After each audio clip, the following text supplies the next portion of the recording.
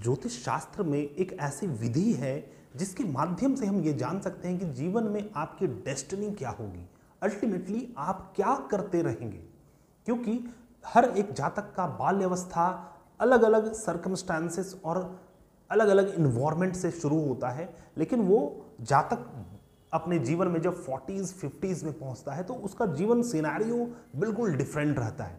तो अल्टीमेटली आप कहाँ पर एंड अप करेंगे, आपकी डेस्टिनी क्या है, चाहे वो आपके लाइफ के कोई भी क्षेत्र हो, आपका मैरिड लाइफ हो, आपका कर्म स्थान हो, आपका धन हो, आपका बिजनेस व्यापार हो, कोई भी क्षेत्र, अल्टीमेटली आपका जीवन किस प्रकार का रहेगा, इसे हम बहुत ही सरलतम विधि से जान सकते हैं, जिसे हम कारकांश लग्न कहते हैं।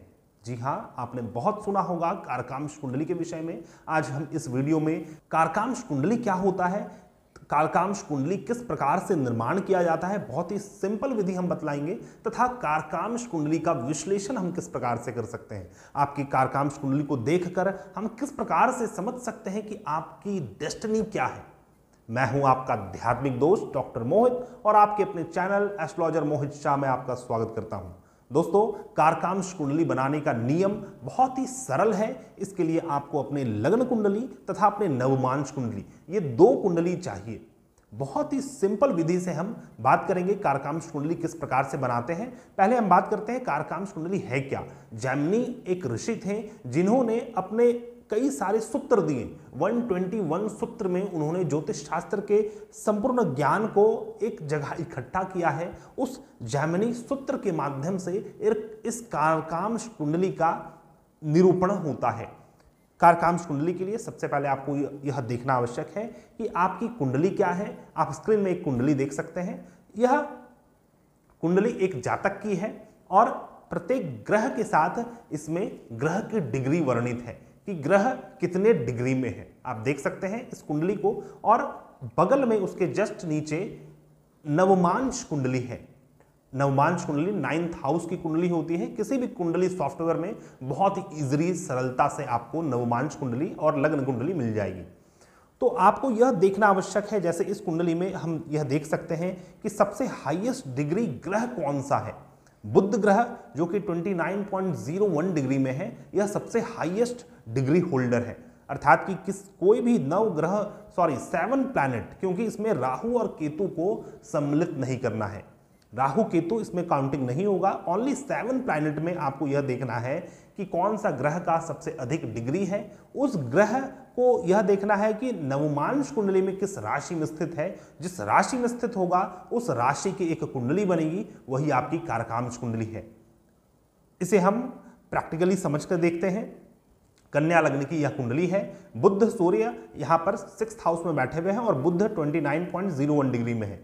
इससे अधिक डिग्री में और कोई भी प्लैनेट नहीं है। बृहस्पति 15 में है, चंद्रमा 21 में है, शुक्र और शनि 18 में है, मंगल 14 में है और सूर्य 15 में है, और यहाँ पर बुध ग्रह 29 डिग्री में है। अर्थात बुध ग्रह जो है वह आत्मा कारक ग्रह हुआ। तो आत्मा कारक, अमात्य कारक, भ्रातृकारक, मातृकारक, इसके ऊपर भी हम बात करेंगे दूसरे वीडियो में, लेकिन अभी हम सिर्फ यह आपको बतला रहे हैं कि जो सबसे अधिक डिग्री वाला ग्रह होता है वह आत्मा कारक ग्रह होता है। आत्मा कारक ग्रह आपके नवमांश कुंडली में किस राशि में बैठे हुए हैं यह देखना आवश्यक है। तो जब हम नवमांश कुंडली इनका देख रहे हैं तो वृषभ लग्न की कुंडली है और 2nd हाउस में मिथुन राशि में बुध, शुक्र और शनि, ये 3 ग्रह विराजमान है। अर्थात बुध ग्रह यहां पर साथ में स्थित है। बुध ग्रह मिथुन राशि में होने के कारण मिथुन लग्न की एक कुंडली बनाए। अब ये तीसरा कुंडली आप देख सकते हैं, यह इनकी कारकांश कुंडली है। कारकांश कुंडली जो कि 3 नंबर की कुंडली बनेगी। साथ में ग्रह के प्लेसमेंट आपके लग्न कुंडली के आधार पर होगा। आपके लग्न कुंडली में जिस भी राशि में जो ग्रह स्थित है उसी राशि में उस ग्रह को आपको बैठाना है। इस कारकांश कुंडली में आपका कारकांश कुंडली बनकर तैयार हो गया। तो अभी तक हमने जाना कि कारकांश कुंडली किस प्रकार से बनाते हैं। अब इस कारकांश कुंडली का विश्लेषण हम किस प्रकार से करें, क्योंकि यह आपकी डेस्टिनी को दर्शा रही है। आप जन्म लिए हैं इस आधार पर, यह जो आपकी लग्न कुंडली है, आपका जो जीवन चलेगा वो अल्टीमेटली नवमांश की ओर बढ़ता हुआ रहेगा। लेकिन आप कहां पर एंड करेंगे, आप कहां पर रुकेंगे, अल्टीमेटली क्या आपकी डेस्टिनी होगी, वह आप इस कारकांश कुंडली, इस मिथुन लग्न की कुंडली से समझ सकते हैं। आइए समझते हैं कि किस प्रकार से हम विश्लेषण करें। तो सबसे पहले हमें आत्मा कारक ग्रह, अमात्य कारक ग्रह, भ्रातृकारक, मातृकारक, दर कारक, इन सभी ग्रहों को देख लेना आवश्यक है। जो सबसे हाईएस्ट डिग्री है वह आत्मा कारक होते हैं, उससे जस्ट जो नीचा डिग्री है, जैसे इस कुंडली में देखा जाए तो 21.27 डिग्री में चंद्रमा है, अर्थात कि बुध ग्रह इनके लिए आत्मा कारक है और चंद्रमा इनके लिए अमात्य कारक ग्रह है।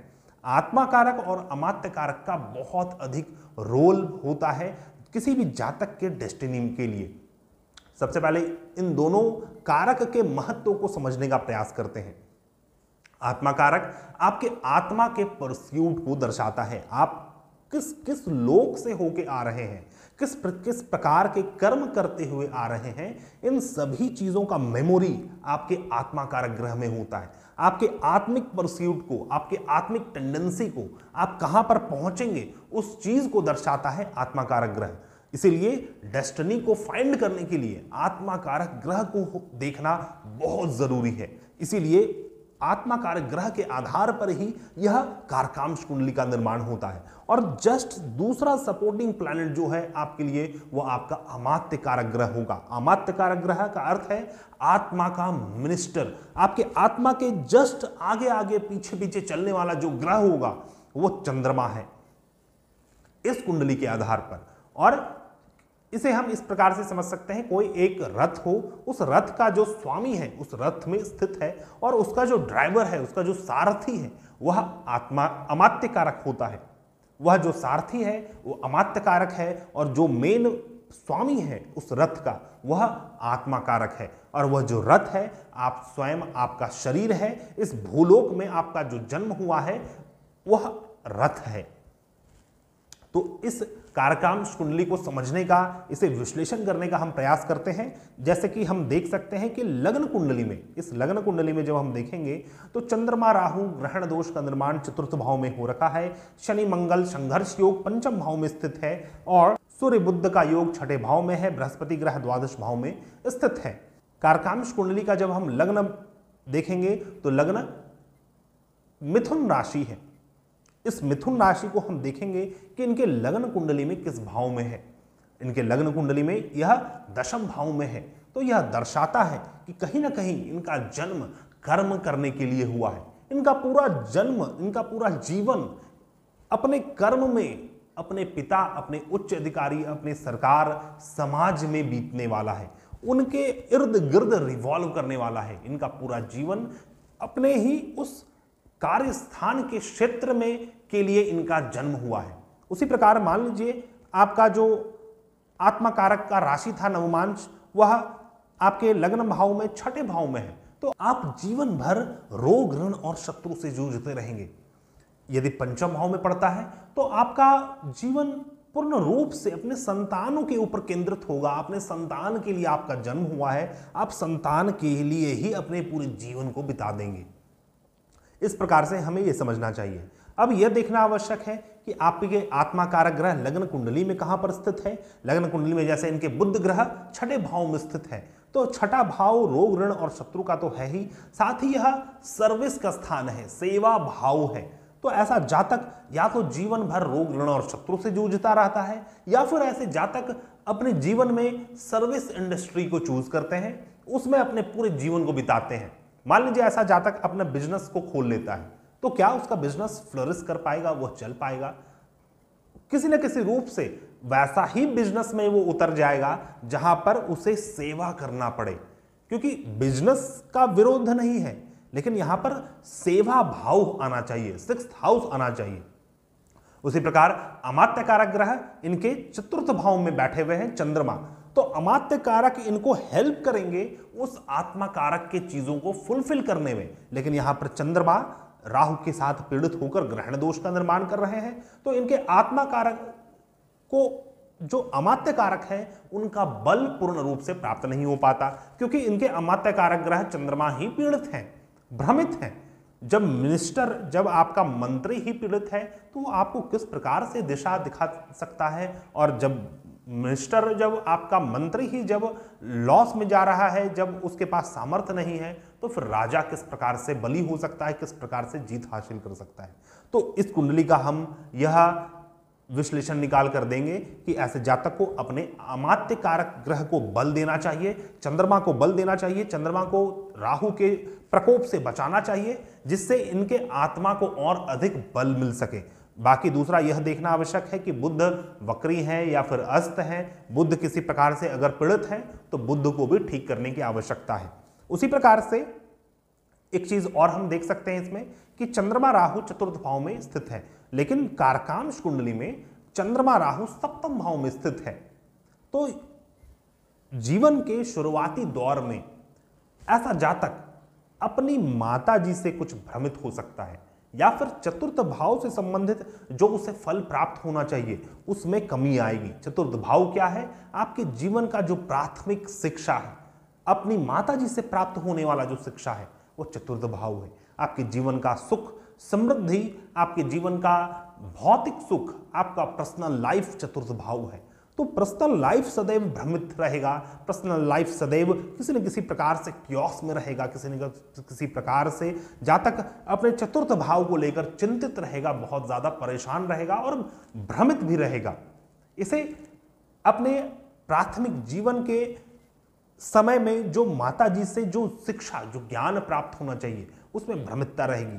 लेकिन आगे चलकर जीवन के 35-45 के बाद ऐसा जातक का चंद्रमा राहु सप्तम भाव में आ रहा है, अर्थात कि ऐसे जातक की सेम स्थिति सप्तम भाव से हो जाएगी। अपनी पत्नी से, अपने बिजनेस व्यापार से, अपने संबंधों से ऐसा जातक भ्रमित रहेगा। उसे अपने संबंध से सदैव भ्रमितता प्राप्त होगी। जो किसी संबंध से प्राप्त होना चाहिए, पार्टनरशिप से प्राप्त होना चाहिए, रिलेशनशिप से प्राप्त होना चाहिए, उसमें भ्रमितता, उसमें झोल रहेगा, जिस प्रकार से चतुर्थ भाव में था।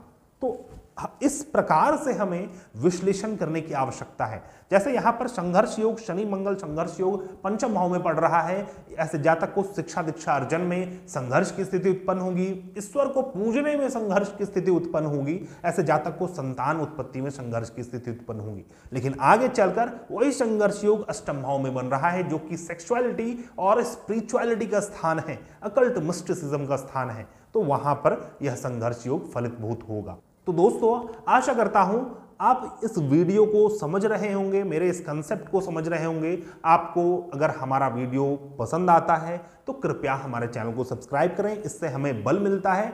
और हमारे वीडियो को शेयर करें, हमारे वीडियो को आगे बढ़ाएं, जिससे हम मोटिवेट हो सकें, आपके लिए और बेहतर से बेहतर वीडियो ला सकें। यदि आप किसी भी प्रकार की समस्या से जूझ रहे हैं और उसका समाधान ज्योतिष शास्त्र के माध्यम से चाहते हैं तो आप हमारे से कांटेक्ट कर सकते हैं। हमारा कांटेक्ट डिटेल्स आपको मेरे डिस्क्रिप्शन बॉक्स में मिल जाएगा।